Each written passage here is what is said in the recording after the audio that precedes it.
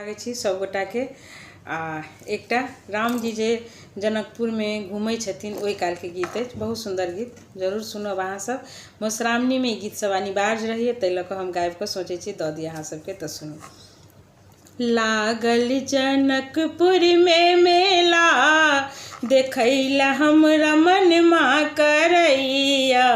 लागल जनकपुर में मेला, देखैला हमरा मनमा करैया। राजा जनक जी कठिन व्रत ठानलनि, राजा जनक जी कठिन व्रत ठानल। कोई बीरी तोरथि अकेला, देखैला हमरा मनमा करैया। कोन बीरी तोरथि अकेला, देखैला हमरा मनमा करैया। लागल जनकपुर में मेला, देखैला हमरा मनमा करैया।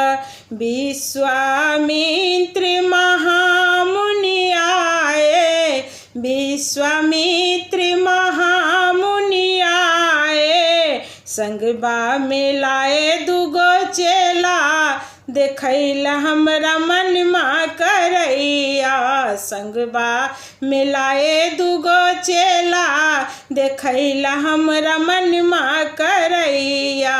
लागल जनकपुर में मेला, देखैला हमरा मनमा करैया।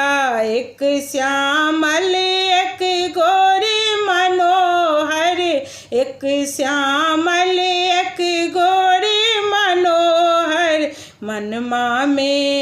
मनमा में भोबे ललचेला, देखैला मोरा मनमा करैला।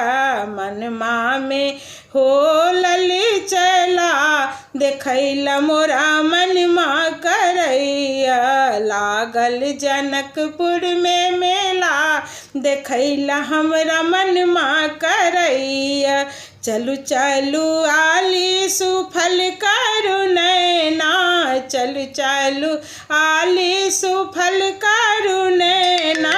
देखी देखी नैना जुरेला, देखी देखी नैना जुरेला। देखैला मोरा मनमा करेला। लागल जनकपुर में मेला, देखैला मोरा मनमा करेला।